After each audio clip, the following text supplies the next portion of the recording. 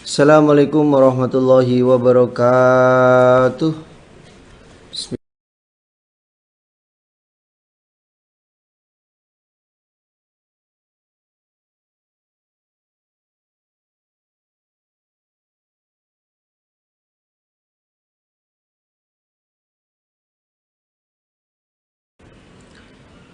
Assalamualaikum warahmatullahi wabarakatuh. Bismillahirrahmanirrahim. Alhamdulillahirabbil alamin. Asyhadu an la ilaha illallah wa asyhadu anna Muhammadar Rasulullah sallallahu alaihi wasallam wa ala alihi wa ashabihi amma ba'd. Alhamdulillahirabbil alamin. Alhamdulillah jazahumullahu khairan. Alhamdulillah jazakumullahu khairan. Mudah-mudahan Allah beri manfaat dan barokah. Tetap hatinya supaya selalu ditata dengan hati niat mukhlis lillah karena Allah, semata-mata yarjuna rahmatahu wa yakhafuna adaba. Innama a'malu binniyah fala a'malun illa binniyah. Baik Bapak Ibu, kita lanjutkan pengajian kita Sahih Bukhari Kitabus Sholahnya. Nomor babnya 14, nomor hadisnya 373.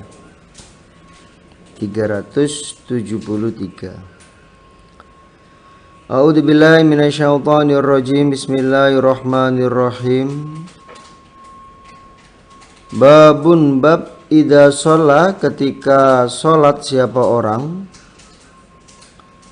fi saubin, di dalam pakaian, lahu bagi orang, lahu bagi pakaian, a'lamun, beberapa tanda atau gambar, wa nadhara, dan melihat siapa orang, ila alamiha, pada tandanya pakaian atau gambarnya pakaian. Jadi babnya orang yang sholat dengan memakai pakaian yang ada gambarnya. Ketika sholat dia melihat gambar tersebut. Itu bagaimana? Sholat pakai kain yang ada gambarnya, ketika sholat dia melihat gambar. Hadatsana Ahmad ibnu Yunus qala hadatsana Ibrahim ibnu Sa'id qala hadatsana Ibnu Syihab an Urwa an Aisyah anna Nabiyya sallallahu alaihi wasallam iku salat siapa Nabi fi khamisatin, di dalam selimut. Jadi sholat dengan mengalaskannya selimut, dijadikan alas. Laha, bagi selimut, a'lamun, beberapa gambar. Fanadhara, maka melihat siapa Nabi, ila a'lamiha, pada tandanya selimut atau gambarnya selimut.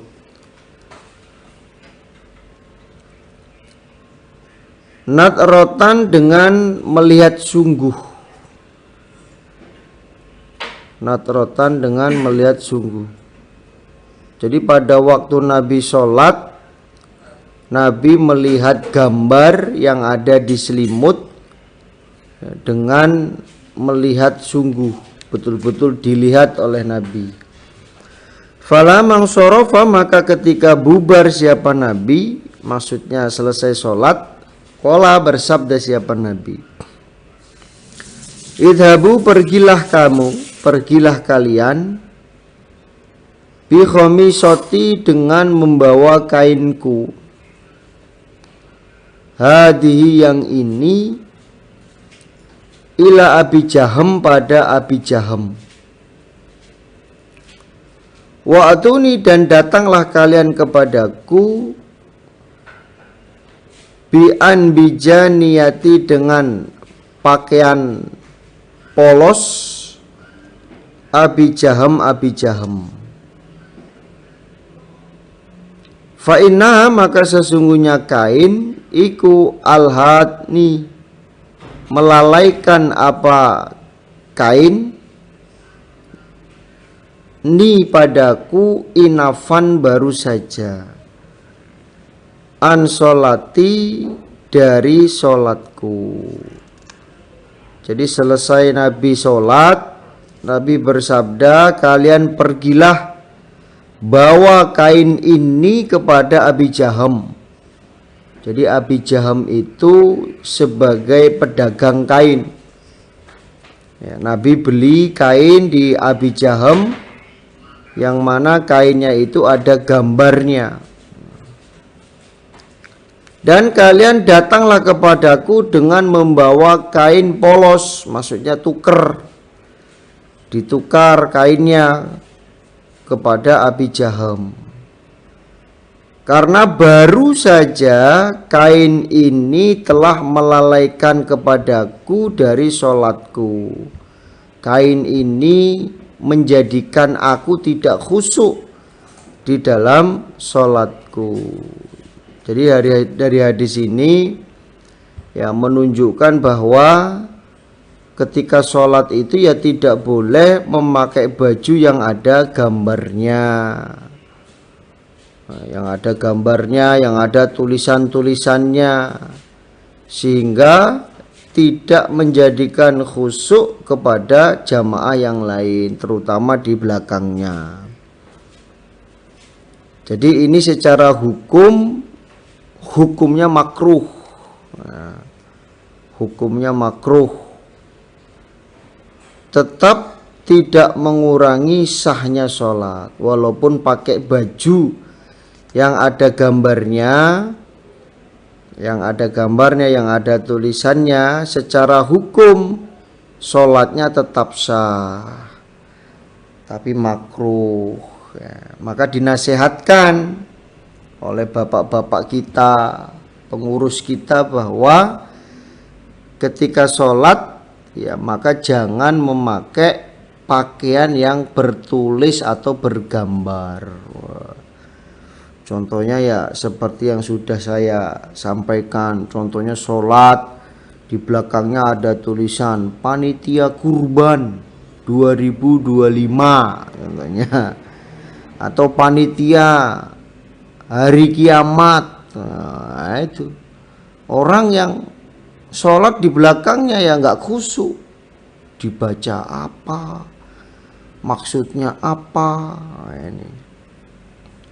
Nah itu jadi tidak disarankan ketika sholat berjamaah di masjid itu memakai pakaian yang bergambar atau bertulis ya, apalagi gambarnya mentol. Nah ini perlu diketahui, biasanya yang punya anak kecil, balita, nah, ini ibu-ibunya ya harus teliti.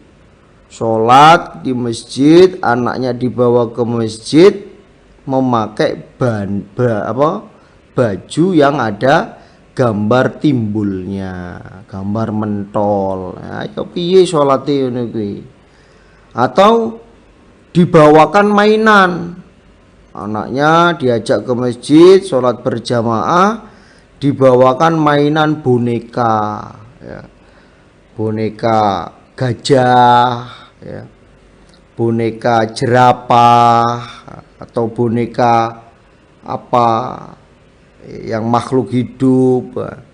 Nah ini ya nggak pas. Nah ini nggak pas karena terjadi ya. Ini nggak pas. Terus bagaimana hukum sholatnya itu? Sholat ya, di situ ada memakai barang mentol, gambar timbul. Nah, maka nasihatnya itu ya memakai pakaian yang rapi, minimal pakai kaos yang berkerah itu, dan tidak ada gambar atau tulisan, sehingga membuat jamaahnya tidak khusyuk. Wah ini tulisannya cuwili opo ya gue ya, harusnya baca Al-Fatihah lah kok opo sing dibaca. Jadi nggak pas ya. Waqala dan berkata siapa Hisham ibnu Urwah an Abi an Aisyah Qala bersabda siapa an-Nabi sallallahu alaihi wasallam, kuntu ada aku Nabi angduru melihat aku, ila alamiha pada gambarnya pakaian, wa ana dan aku iku fi sholati di dalam sholat, fa akhafu maka khawatir aku Nabi, antaftinani bahwa merusak apa gambar ni padaku.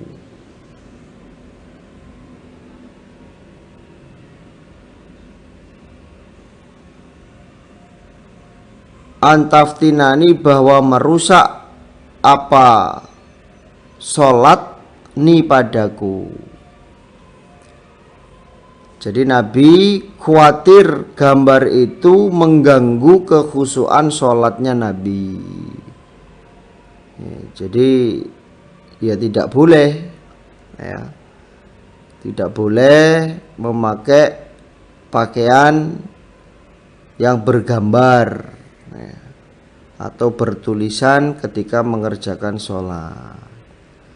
Dan dari hadis ini juga menunjukkan paling baik ketika sholat itu memakai baju yang polos, ya.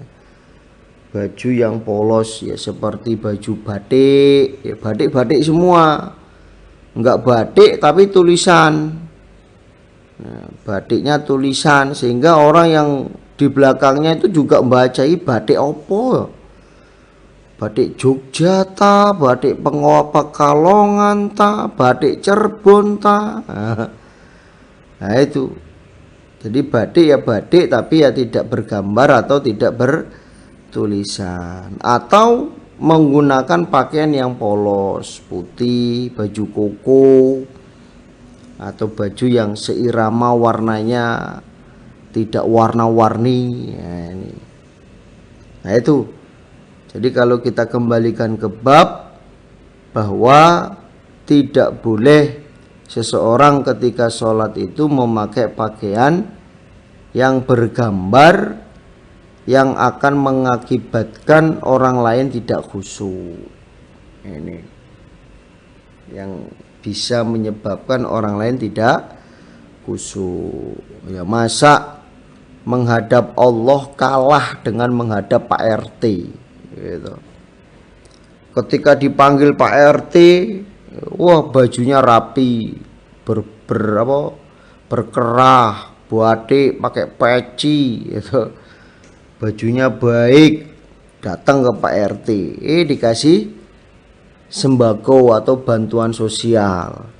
Tapi giliran menghadap Allah pakai kaos oblong, bergambar, bertulisan gitu.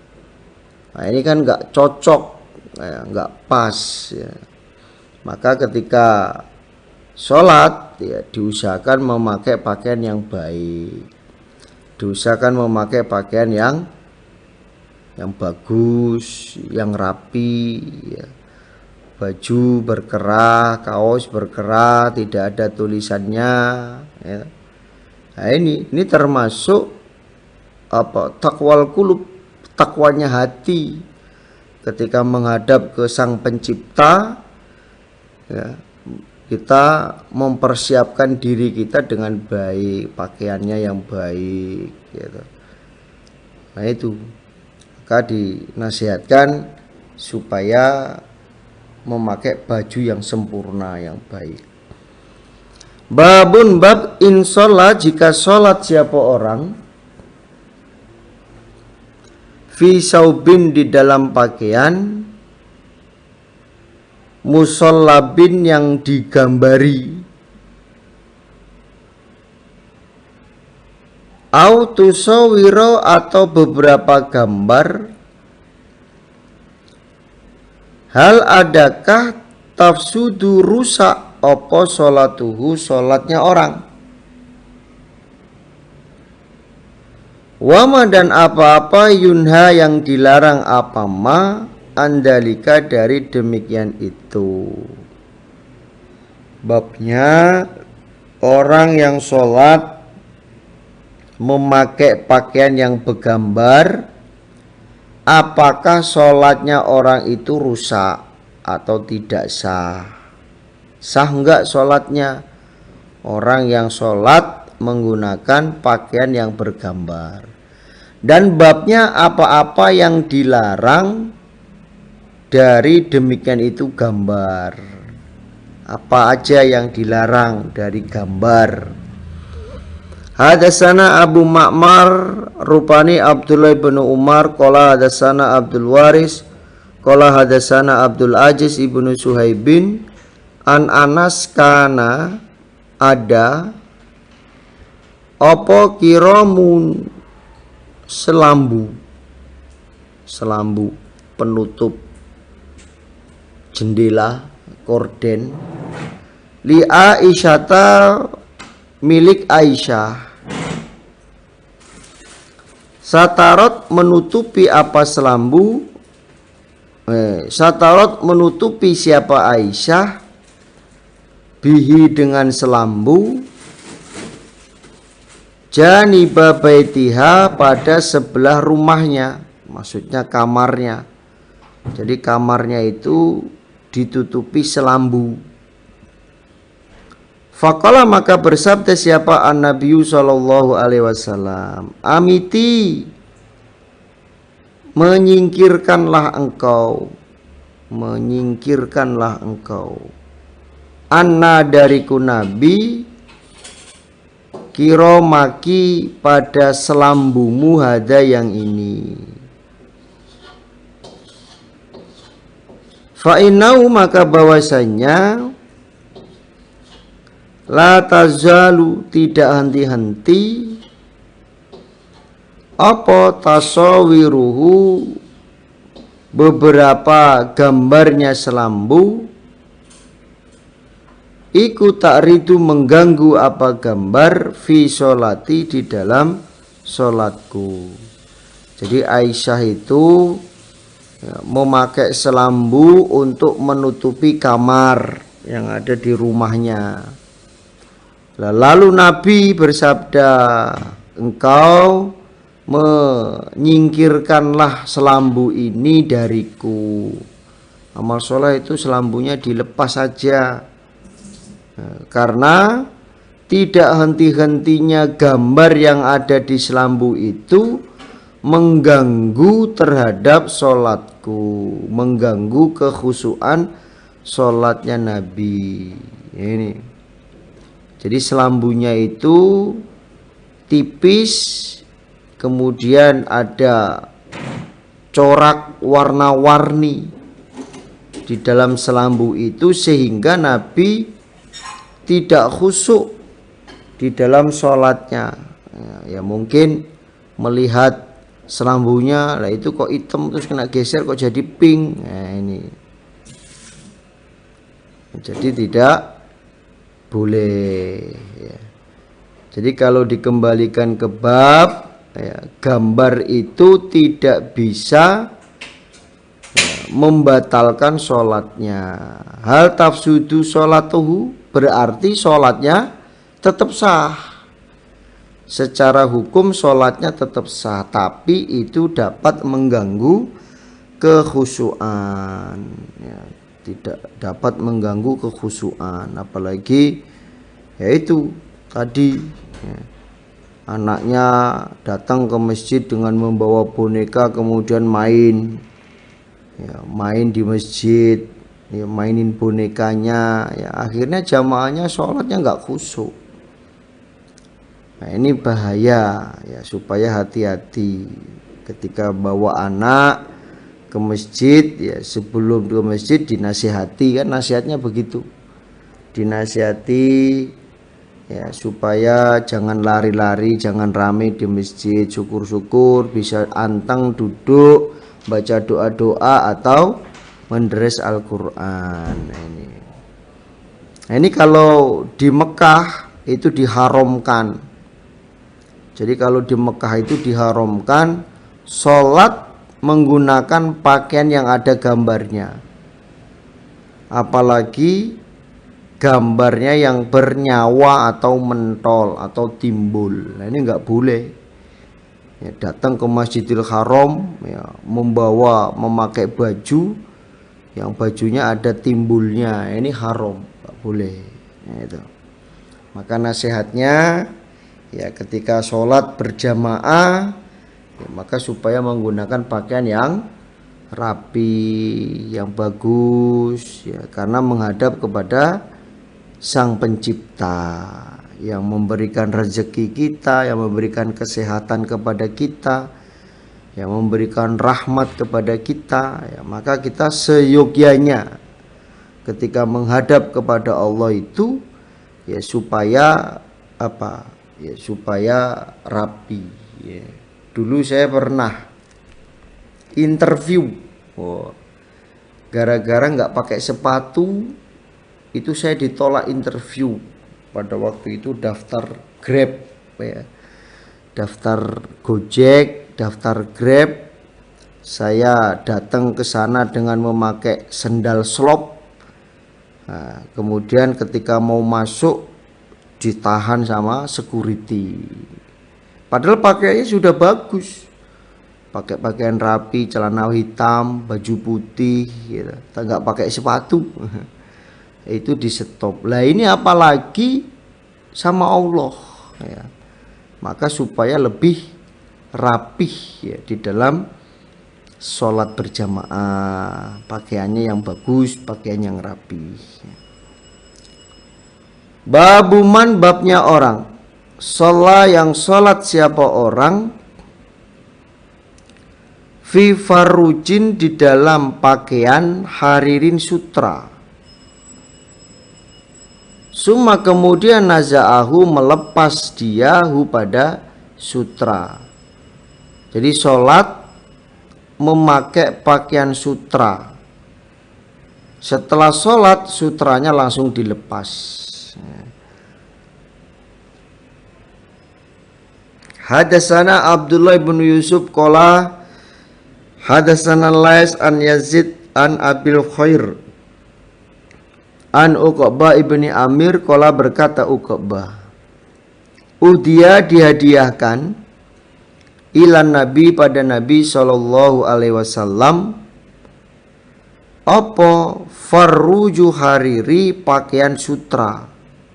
Jadi Nabi diberi hadiah pakaian sutra. Fala bisau, maka memakai siapa Nabi pada sutra. Fasolah, maka sholat siapa Nabi fihi, di dalam pakaian sutra. Lalu Nabi memakai pakaian itu untuk sholat.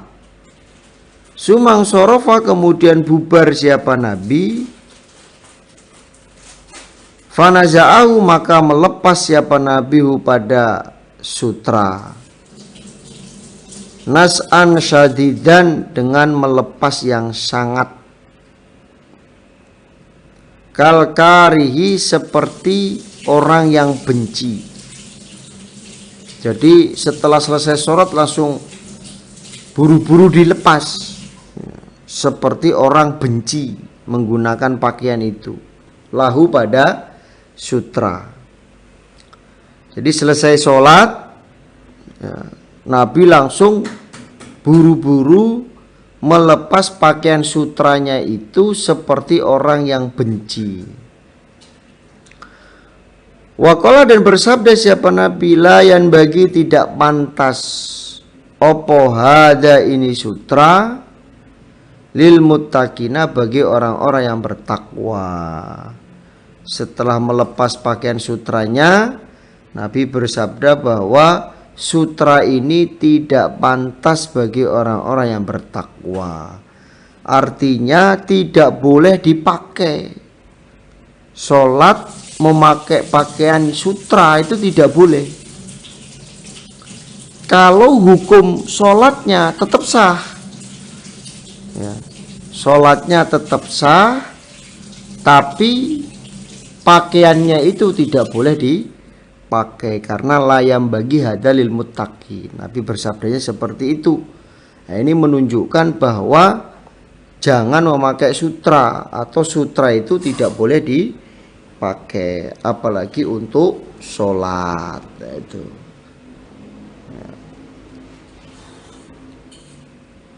maka tidak boleh memakai sutra bagi laki-laki ya. Kalau bagi perempuan itu diperbolehkan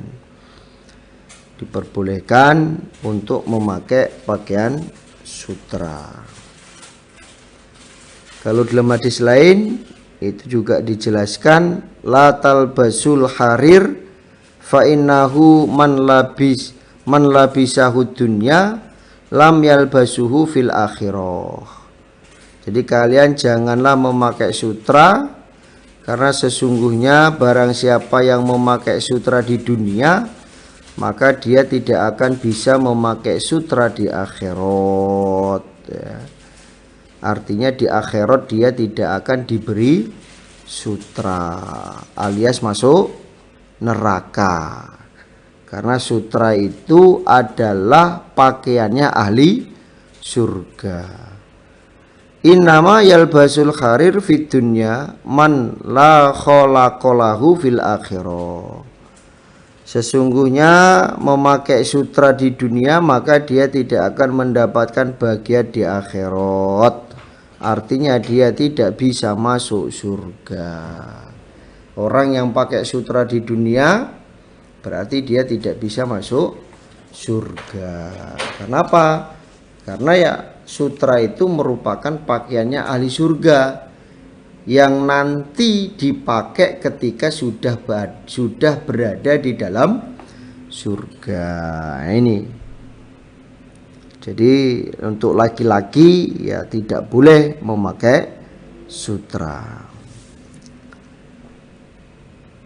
Babu sholati, babnya sholat fisaubin di dalam pakaian al-ahmari yang merah. Bab sholat memakai pakaian merah, pakai pakaian yang warna merah. Hadasana Muhammad ibnu Urwah qala hadasani Urwah ibnu Abi Zaidah an Aun ibnu Abi Juhaifah an Abi qala, berkata siapa Abi, Ro'a itu melihat aku Rasulullah pada Rasulullah sallallahu alaihi wasallam fi kubbatin di dalam kemah hamroan yang merah min adamin dari kulit. Jadi Abi melihat Nabi itu berada di dalam kemah yang terbuat dari kulit warna merah. Waro'aitu, dan melihat aku Bilalan pada Bilal akhoda memegang siapa Bilal, maksudnya menuangkan wudu'a Rasulillah pada air wudunya Rasulullah sallallahu alaihi wasallam. Jadi aku melihat Bilal itu sedang menuangkan air wudunya Nabi. Waro'aitu, dan melihat aku anasan pada manusia ya betadiruna sama berlomba-lomba mereka dzakal wudu'a pada demikian itu air wudu bekasnya Nabi. Dan aku melihat manusia itu sama berlomba-lomba untuk mengambil sisa air wudunya Nabi. Faman, maka barang siapa asoba yang memperoleh siapa orang minhu dari air syai'an pada sesuatu tamassaha, maka mengusapkan siapa orang bihi dengan air. Barang siapa yang memperoleh air sisa wudunya Nabi atau air yang netes dari tangannya Nabi atau dari anggota badan yang diwudui oleh Nabi, maka orang tersebut akan mengusapkan air itu. Airnya diusapkan di wajahnya atau di mana ya, di bagian tubuhnya manusia yang lain ya, di wajahnya, karena mereka mengharapkan kebarokahan atau ngalap kebarokahan. Waman dan barang siapa lam yusib yang tidak memperoleh siapa orang minhu dari air syai'an pada sesuatu, akhota maka mengambil siapa orang min baliyadi sahibihi dari basahnya tangan temannya orang, dari basahnya tangan temannya orang. Dan barang siapa yang tidak memperoleh air sisa wudunya Nabi, maka dia akan mengambil air dari basah tangannya temennya. Jadi temennya dapat air dari, contohnya Nabi wudu cuci muka, nah air bekas cucinya mukanya Nabi itu diwadahi oleh sahabat-sahabat ya, diwadahi pakai tangan, kemudian diusapkan di badannya, di tangannya, di wajahnya. Nah, sahabat yang lain yang tidak mendapatkan bekas air wudunya Nabi, dia mengambil dari bekas usapan temannya ya, contohnya mungkin temannya ngusap ke tangan ya. Nah, tangannya ini masih basah, sama orang yang tidak memperoleh air itu diambil airnya ya, kemudian diusapkan di badannya itu. Suma kemudian roa itu melihat aku Abi Bilalon pada Bilal, akhoda memegang siapa Bilal anazatan pada tongkat kecil. Farokazaha maka menancapkan siapa Bilal pada tongkat, ditancapkan, digunakan untuk sitroh. Wa kharaja dan keluar siapa Nabi Shallallahu Alaihi Wasallam fi khullati hamro'a di dalam pakaian yang merah, musyammiron dengan mencincing-cincing, jadi pakaiannya diangkat sedikit. Sholat siapa Nabi ilal an-nazati menghadap tongkat kecil, bin nasi dengan manusia, ngimami. Rakaataini 2 rakaat. Kemudian Nabi sholat dengan menghadap tongkat kecil yang ditancapkan Bilal sebagai sitroh, ngimami manusia dengan sholat 2 rakaat karena keadaannya sedang musafir. Wara'aitu dan melihat aku Abi annasa pada manusia, wadawab dan hewan, yamuruna lewat mereka manusia dan hewan, min baini yadai yil anazati dari depannya tongkat kecil, dari depannya tongkat kecil. Abi melihat manusia dan hewan itu lewat di depannya tongkat kecil. Jadi contohnya ini tongkat ditancapkan, Nabi sholat di sini lah, di sini itu dilewati orang-orang, ya hewan, ya manusia, itu ya tidak apa-apa karena sholatnya sudah menggunakan sitroh, ya, sholatnya sudah menggunakan sitroh. Nah, ini jadi ya tidak apa-apa kalau sholat itu menggunakan baju yang berwarna merah, itu enggak apa-apa. Yang kedua, ketika sholat yaitu supaya ada sitrohnya, apalagi di tempat umum, contohnya sholat di masjid ya. Nah ini diusahakan bagi jamaah-jamaah yang baru datang masjid, nah ini diusahakan kalau sholat itu ya jangan di depan pintu. Udah nggak ada sitrohnya, sholatnya di depan pintu, sehingga orang yang mau masuk ke masjid itu ya terhenti sebab sholatnya seseorang. Karena kalau sholat sendiri ya harus pakai sitroh. Nah itu. Tapi kalau sholat berjamaah maka makmum sitrohnya dengan imamnya sebagai sitro. Maka ketika orang itu sholat kemudian dia batal dari sholatnya, mungkin kentut, maka boleh dia melewati depannya orang yang sholat, karena makmum masih mempunyai sitroh yaitu dengan imamnya ya. Tapi kalau dalam hadis lain azabnya itu ya mundur ya, membelakang, jadi tidak lewat samping shaf ya, tidak lewat samping shaf, tapi apa ya, memundur ya, jalannya ke belakang, mundur itu maksudnya membalikkan badan terus jalan ke belakang itu.